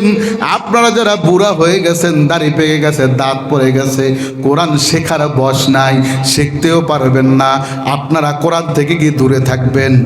না না, আপনারা কোরআন থেকে দূরে থাকবেন না, আপনারাও কোরআনের কাছে আসবেন। আমাদের বাংলাদেশের ভিতরে কিছু টেলিভিশন মার্কা হুজুর আছে, তারা বলে কোরআন না বুঝে পড়লে কোনো নেকি নাই, কিন্তু তারা ভুল ফতুয়া দেয়। কোরআন বুঝে পড়লেও সওয়াব, না বুঝে পড়লেও সওয়াব। সুবহানাল্লাহ। যারা বলে বুঝে না বুঝে পড়লে নেকি নাই, ওই সমস্ত হুজুরেরা ইহুদিদের দালাল। কারণ মুসলমানদেরকে কোরআন থেকে দূরে সরাইতে চায়, ঠিক কিনা? জোরে বলেন। কারণ ইহুদিরা জানে এই কোরআনকে যদি একবার বন্ধ করা যায়, তাহলে দুনিয়ার ভিতরে ইহুদিদের কালচার সব ঢুকানো যায়, ঠিক কিনা? জোরে বলেন।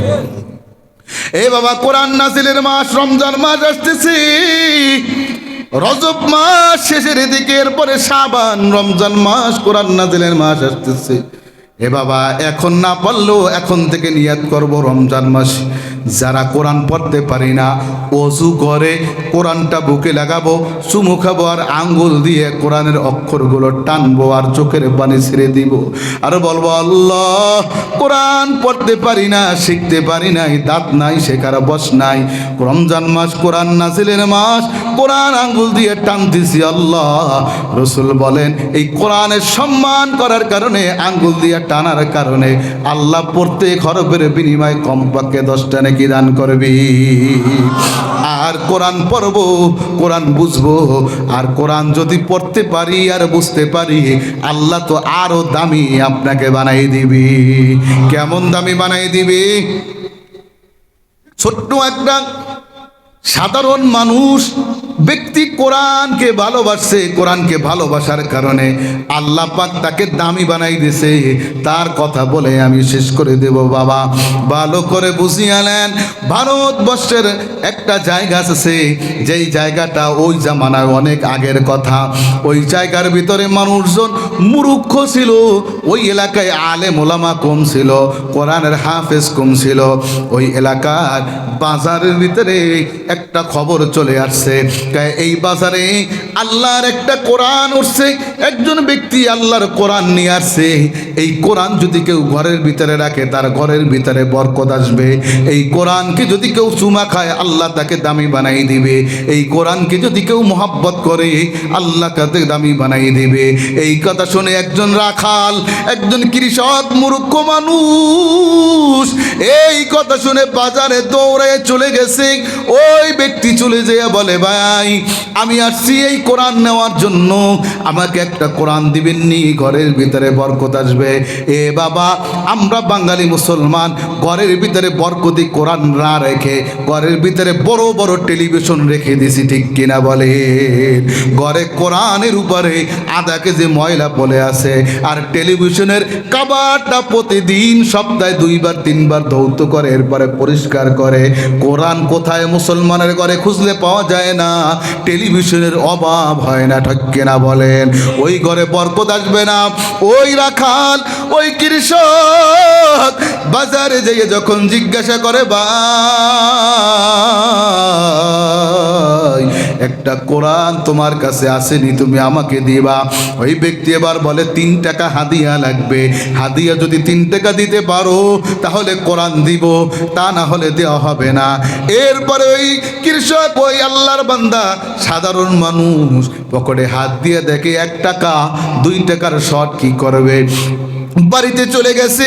গরিব, টাকা নাই পয়সা নাই, ঘরের ভিতরে একটা নতুন জামা এক বান্দা দান করেছিল, ওই জামাটা পরে কোথাও বেড়াইতে যাইতেন, ওই জামাটা মাঝে মাঝে পরতেন, নতুন একটা জামা।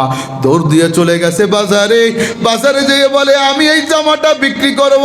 এলাকার মানুষজন বলে, ভাই তুমি তো গরিব মানুষ, একটা জামাই মাত্র তোমার নতুন, কেন এইটা বিক্রি করবা? তোমার তো আর কোনো ভালো জামা নাই। ওই বান্দা বলে, আমার জামা চলে গেলে জামা পাওয়া যাবে, বাজারে আমার আল্লাহর কালাম আসছে, কোরআন আসছে, যেই কোরআনটা ঘরে রাখলে আল্লাহ নাকি বরকত দিবে, ওই কোরআন রাখলে নাকি আল্লাহ সঠিক রাস্তা দেখাইয়া দিবে। ও মুসলমান, আমরা যারা কোরআনকে ভালোবাসি না, মহব্বত করি না, ভালো করে বুঝিয়ে নেন, মূর্খ মানুষ তার একটা নতুন জামা বিক্রি করে, এরপরে টাকা পড়াইয়া কোরআনটা নিয়ে ঘরে আনে, এরপরে উপরে তাকে রেখে দিয়েছে। সারাদিন কাজকর্ম করে, ঘরের ভিতরে আসে, কোরআন মেলে চোখের পানি ছেড়ে দেয়। হঠাৎ করে একদিন ওই লোকটা মারা গেছে। ওই লোকটার ঘরের ভিতরে তার একটাই কন্যা সন্তান, আর কোনো সন্তান নাই, তার স্ত্রীও নাই। ওই কন্যা সন্তানটাই ঘরে ছিল, আর বাবাটা ও সারাদিন কাজ করার পরে রাত্রবেলা এসে মারা গেছে। কন্যা সন্তানটা আশেপাশে বাড়িতেই খবর জানানোর পর এলাকার মানুষজন সবাই চলে আসে তার বাড়িতে। এসে একটাই চিন্তা, মুসলমান মানুষ, দাফন করার আগে জানাজা দিতে হবে, গোসল করাইতে হবে। এলাকার মানুষ সবাই চিন্তায় পড়ে গেছে, আমাদের এলাকার ভিতরে ভালো কোনো আলেম নাই জানাজা পড়ানোর মতন। ও বাবাজিরা, এখন তো প্রত্যেক ঘরে ঘরে জানাজা পড়ানোর আলেম আছে, ঠিক কিনা বলেন? ওই সময় খুঁজে আলেম পাওয়া যাইতো না। আপনারা যারা মুরাব্বি আছেন তারাও বলতে পারবেন, আজ থেকে 30-40 বছর আগে এত আলেম ওলামা পাওয়া যেত না, ঠিক কিনা জোরে বলেন? এলাকার ভিতরে 1-2জন মুন্সি মৌলবী ছিল, ভালো কোনো আলেম মুফতি ছিল না। আলহামদুলিল্লাহ, এখন প্রত্যেক বাড়িতে খুঁজলে একজন কোরআনের হাফেজ আলেম পাওয়া যায়, ঠিক কিনা বলেন? এলাকার মানুষজন সবাই চিন্তায় পড়ে গেছে, সকালও হয়ে যাইতেছে, তাকে দাফন করতে হবে, তার আগে তো জানাজা দিতে হবে। এবার পরামর্শ করে বলে, আমরা এই গ্রাম থেকে আমরা ওই মেইন রাস্তায় চলে যাই, কারণ মেইন রাস্তা থেকে তো ভিন্ন এলাকার মানুষজন হাঁটাচল করে, ভিন্ন মানুষজন চলে। ওই রাস্তায় গিয়ে লাশটা নিয়ে দাঁড়াই, যদি কোনো মানুষ যদি পাই না জানাজা পড়াইতে পারে, এমন কোনো আলেম যদি ওই রাস্তায় পাওয়া যায়, তাকে দিয়ে আমরা এই জানাজাটা পড়াইয়া নিব। ও বাবাজিরা, আমার বয়ান শেষের দিকে ভালো করে বুঝেন, আমরা যারা কোরআন মানি না, কোরআনকে ভালোবাসি না, কোরআনের মাদ্রাসা পছন্দ হয় না, একটা ছাত্র মাদ্রাসায় দিতে ভালো লাগে না, তারা ভালো করে বুঝেন। ওই বান্দা এবার রাস্তার কাছে নিয়ে গেছেন, জানাজা পড়ানোর লোক নাই। নিয়ে যাওয়ার পর এলাকার মানুষ সবাই রাস্তার উপরে দাঁড়িয়ে আছে। হঠাৎ করে দেখি একজন আল্লাহর বান্দা একটা যানবাহনে করে আসতেছে, কিন্তু তার মাথায় টুপি, মুখে দাড়ি, কিন্তু তার পরনে পুলিশের পোশাক। ওই বান্দা যখন দেখে লাশ, তখন ওই বান্দা যানবাহন থেকে নিচে নেমে এরপরে বলে, বাবা আপনারা এই লাশটা নিয়ে রাস্তার সামনে কেন দাঁড়িয়েছেন? এলাকার মুরাব্বিরা মিলে তাকে ধরে বলে, হুজুর আপনার পোশাক তো পুলিশি পোশাক, কিন্তু আপনার দাড়ি দেখা যায়, আপনার মাথায় টুপি দেখা যায়, আমাদের মনে হয় আপনি মনে হয় ধর্মীয় জ্ঞান আছে, বলেন তো আপনি কি জানাজা পড়াইতে পারেন?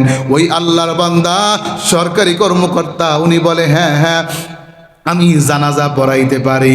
কেন কেন কয় আমাদের এই চাচা রাত্রবেলা মারা গেছে, আমাদের এলাকায় কোনো আলেম ওলামা নাই জানাজা পড়ানোর।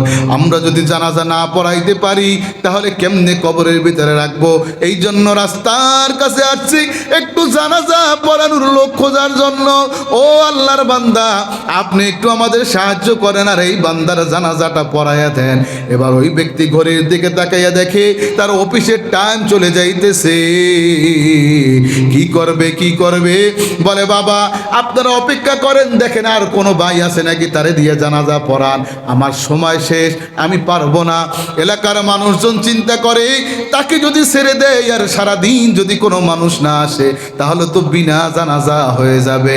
এই জন্য তাকে ছাড়ে নাই, হাতে পায়ে ধরে ওই পুলিশ ভাইকে এক পর্যায়ে রাজি করাইয়া এরপরে জানাজা হইল। জানাজা হওয়ার পরে এলাকার মানুষ বলে বাবা আমরা লাগে আপনার সাথে আমরা যাব, অফিসে গিয়ে সবাইকে আমরা বলে আসব, আপনার কোনো দোষ না, আপনি একটু দাফন করে যান। আপনি যদি দাফন না করেন তাহলে দাফন করার নিয়ম কানুনও আমরা জানি না। এবার ওই আল্লাহর বান্দা ওই পুলিশ ভাই জানাজা পড়াইয়া কবরস্থানে গিয়ে ওই সাধারণ মানুষ যেই ব্যক্তি কৃষক কোরআন বাড়িতে আছে তাকে দাফন করাইয়া এরপরে কবরটা সুন্দর করে মাটি দিয়ে সেই অফিসে চলে গেছে। আপনারা বুঝে থাকলে বলেন, সরকারি চাকরি যারা করে তাদের সরকার থেকে একটা কার্ড দেওয়া হয়, ওই কার্ডটা দেখাইয়া অফিসের ভিতরে ঢুকতে হয়। বাবা ওই কার্ড ছাড়া চলে না। যেরকম আমাদের সবার আইডি কার্ড আছে, আইডি কার্ড দিয়ে ভোট দিতে যেতে হয়। বাংলাদেশের সরকারি কোনো কাজ লাগলে আমাদের আইডি কার্ডের ফটোকপি লাগে, ঠিক কিনা জোরে বলেন। হঠাৎ করে ওই সরকারি কর্মকর্তা অফিসে ঢুকে যখন কার্ডটাকে দেখাবে, পকেটের ভিতরে হাত দিয়ে দেখে তার কার্ডও পাওয়া যায় না। পকেটের ভিতরে অন্য কাগজপত্র ছিল, কিছুই পাওয়া যায় না। আল্লাহর বান্দা টেনশনে পড়ে গেছে। আল্লাহর বান্দা চিন্তা করে এখন কি হবে। চিন্তা করতে করতে হঠাৎ করে মাথায় চলে আসছে, আমি যখন দাফন করেছি, আমি যখন মাইয়েতকে কবরে রেখেছি, হয়তো সে নিচে হওয়ার কারণে পকেটের উপর থেকে মনে হয় কবরের ভিতরে পড়ে গেছে। কিন্তু এই কার্ড যদি না পাই আমার চাকরি তো টেকবে না। ওই এলাকায় চলে গেছে। এলাকায় যে মানুষজনদেরকে খবর দিয়েছি, মানুষজনদেরকে খবর দিয়া বলে শোনেন আমি আপনাদের উপকার করেছি, কিন্তু আমার পকেটে যে কাগজপত্র ছিল কিছুই পাওয়া যায় না, হয়তো এই মাইয়েতের কবরের ভিতরে পড়ে গেছে। চলেন কবরটা একটু খনন করে এরপরে আমি কাঠটা উঠে নেই। এলাকার মানুষজন বলে হুজুর আমরা তো জানি না কবর খনন করা যাবে কিনা, আপনি যদি মনে করেন যায় তাহলে চলেন, আমরাও আপনার সাথে যাই, কারণ আপনি আমাদের উপকার করেছেন, আমরা যদি না যাই তাহলে কেমনে হয়। এবার হুজুর বলে ঠিক আছে, সবে মাত্র তো দাফন করেছি, এখনো পর্যন্ত লাশ তো পচে নাই, গলে নাই, অসুবিধা হবে না, চলো আমার ওই কাঠ তো বের করতেই হবে। আল্লাহু আকবার। বাবা আপনি আমি যারা সাধারণ মানুষ, কোরআনকে ভালোবাসেন, মোহাব্বত করেন, দেখেন কেমন হালত। ওই পুলিশ ভাই যখন কবরটাকে খনন করে নিচের দিকে নামবেন কাঠ উঠানোর জন্য, নিচের দিকে তাকাইয়া আল্লাহর বান্দা আল্লাহু আকবার করে লাফ দিয়ে উঠে গিয়ে কবরটা আবার ঢেকে দিয়েছে। ঢেকে দেওয়ার পর এলাকার মানুষদেরকে ডাক দিয়া বলে আমার কাঠ দরকার নাই, আমার একটা জিনিস জানতে মনে চায়, এই বান্দার পরিচয়টা একটু দিবা, যেই ব্যক্তি মারা গেছে তার পরিচয় দাও। এই ব্যক্তির পরিচয় হলো সাধারণ মানুষ, মানুষের বাড়ি কাজ করতো, কৃষি কাজ, আর তার একটাই মেয়ে আছে। এই বান্দার এর থেকে আর কোনো পরিচয় নাই। এবার ওই হুজুর বলে, পুলিশ ভাই বলে ভাই না এই ব্যক্তি একজন আল্লাহর ওলি, এই মানুষ সাধারণ মানুষ ছিল না, কবরটা খনন করে আমি আমার কাঠ দেখবো কি, আমি দেখি তার কবরের ভিতরে জান্নাতি ফুল দ্বারা ভরপুর করে দিছে। আল্লাহু আকবার। রাসূল বলেন কার কবর জাহান্নামের গর্ত, কার কবর হবে জান্নাতের বাগান। ওই পুলিশ ভাই বলে সাধারণ মানুষ, আমি কবর খুলে দেখি তার কবরে জান্নাত দ্বারা ভরপুর করে দিছে, জান্নাতি নিয়ামত আর ফুল। আমি জানতে চাই এই বান্দা কোন আমল করেছে এবার এলাকার মানুষ বলে আমরা কিছু জানি না। তার একটা মেয়ে আছে, ওই মেয়ের কাছে যাইয়া জিজ্ঞাসা করি, ওই মেয়ে যদি বলতে পারে কিনা, ওই মেয়ে হয়তো বলতে পারে। এবার ঘরের ভিতরে যেয়ে ডাক দেয়, মারে শোনো, তোমার বাবাই এমন কোন নেক আমল করেছে যে আমলের কারণে আমার আল্লাহ তার কবরকে জান্নাতের বাগান বানায় দিছে। আমার চাকরি দরকার নাই, আমি এই আমল করতে চাই। ও বাবাজিরা, আমার দিকে খেয়াল করেন। এবার ওই মেয়েটা বলে, হুজুর এমন কোন ভালো আমল আমাদের জানা নাই, কিন্তু দেখেন এই যে একটা কিতাব, এইটাই কি লেখা আমিও জানি না। বাজার থেকে আবার বাবা নতুন জামা বিক্রি করে বাড়িতে এই কোরআনটা নিয়ে আসে, মাথার উপরে রেখে দিত সারাদিন। আমার বাবা মানুষের বাড়িতে কাজ করে যখন রাত্রবেলা বাড়িতে আসতেন, বাড়িতে এসে ক্লান্ত শরীর ওযু বানাইয়া ঘুমানোর আগে আমার বাবাকে দেখতাম এই কোরআনকে বুকে লাগাইতেন আর চুমু খাইতেন, আর এই কোরআনকে মেলে মেলে আঙ্গুল দিয়ে টানতেন আর বলতেন, এ আল্লাহ কা বাত হায়, এ আল্লাহ কা কালাম হায়, এ আল্লাহ কা বাত হায়। এগুলো সব আল্লাহর কথা। আল্লাহু আকবার, আল্লাহু আকবার। এগুলো আল্লাহর কালাম, এটা পৃথিবীর কোনো মানুষের লেখা না। ও বাবাজিরা আমার, ওই মানুষ সাধারণ মানুষ কোরআনকে ভালোবাসার কারণে, কোরআনের সাথে মোহাব্বত করার কারণে কোরআনকে আঙ্গুল দিয়ে টানছেন আর চোখের পানি ছেড়ে দেওয়ার কারণে আল্লাহ তার কবরকে জান্নাতের বাগান বানায় দিছে। আমরা যারা সাধারণ মানুষ আসতেছে, রমজান মাস আমাদের সামনে আসতেছে, নিয়াত করব কোরআন পড়তে পারি না, কিন্তু কোরআনকে বুকে লাগাবো, চুমু খাবো, আঙ্গুল দিয়ে টানবো, হয়তো এই উসিলায় আল্লাহ মাফ করতে পারে কিনা। তাহলে কোরআনকে ভালোবাসবেন তো, আর কষ্ট দিব না। আগামীকালকে বয়ান হবে, আগামীকালকের প্রধান বক্তা শাহিন মাহমুদ পটুয়াখালী আরো সুন্দর আলোচনা করে, অত্যন্ত সুন্দর আলোচনা। আর লম্বা করব না। তাহলে আপনাদেরকে যেই কথা বুঝাইতেছি, কোরআন মৃত্যু পর্যন্ত কাজে লাগে কিনা? জোরে বলেন, জোরে বলেন। তাহলে আপনি মৃত্যু পর্যন্ত কোরআন অনুযায়ী চলবেন তো ইনশাআল্লাহ? আপনার একটা সন্তানকে কোরআনের মাদ্রাসায় দিবেন তো? এইখানে কার কার সন্তান মাদ্রাসা আছে একটু হাত জায়গায় দেখান। আল্লাহ তাদের সন্তানকে কোরআনে হাফেজ বানান, বলেন আমিন। সন্তান, নাতি, ছেলে মেয়ে, নুরানি বলেন, হেফজখানা বলেন, দিবেন। মাদ্রাসার দিকে খেয়াল করবেন, ছাত্রদের দিকে খেয়াল করবেন। দেখেন রমজান মাসে খতম তারাবি হয় না? কথা বলেন না কেন? যখন আপনার ছেলে খতম তারাবি পড়াইতে পারবে তখন মজা লাগবে কিনা? ভালো লাগবে না? ছাত্ররা যখন রমজান মাসে কোরআন খতম তারাবি পড়ায়, হাফেজ সাহেবরা পড়ায়, তেলাওয়াত শুনতে মজা লাগে না? খতম তারাবি পড়বেন, রাজি আছেন তো? কোরআনের সাথে থাকবেন, রাজি আছেন ইনশাআল্লাহ? রমজানে কত সুন্দর পড়ে, কত সুন্দর পড়ে, শুনবেন, শুনবেন কোরআন তেলাওয়াত। আল্লাহ রমজান মাসে পড়ে। আউযু বিল্লাহি মিনাশ শাইতানির রাজীম, বিসমিল্লাহির রহমানির রহিম। الحمد لله رب العالمين الرحمن الرحيم مالك يوم الدين إياك نعبد وإياك نستعين اهدنا الصراط المستقيم صراط الذين أنعمت عليهم غير المغضوب عليهم ولا الضالين।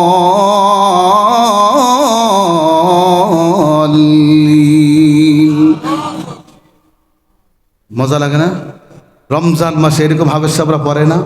একটা ছেলেকে হাফেজ বানান, তার পিছনে নামাজ পড়বেন, এর থেকে আর কি লাগে? ঠিক কিনা বলেন? আর শুনবেন, বিসমিল্লাহির রহমানির রহিম ومن الشياطين من يغوصون له ويعملون عملا دون ذلك وكنا لهم حافظين وأيوب إذ نادى ربه أني مسني الضر وأنت أرحم الراحمين فاستجبنا له فكشفنا ما به من ضر وآتيناه أهله ومثلهم معهم رحمة من عندنا وذكرى للعابدين وإسماعيل وإدريس وذا الكفل كل من الصابرين وأدخلناهم في رحمتنا إنهم من الصالحين وذا النون مغاض فظن أن لن نقدر عليه فنادى في الظلمات أن لا إله إلا أنت سبحانك إني كنت من الظالمين فاستجبنا له ونجيناه من الغم وكذلك ننجي المؤمنين وزكريا إذ نادى ربه رب لا تذرني فردا وأنت خير الوارثين فاستجبنا له ووهبنا له يحيى وأصلحنا له زوجه إنهم كانوا يسارعون في الخيرات ويدعوننا رغبا ورهبا وكانوا لنا خاشعين صدق الله العظيم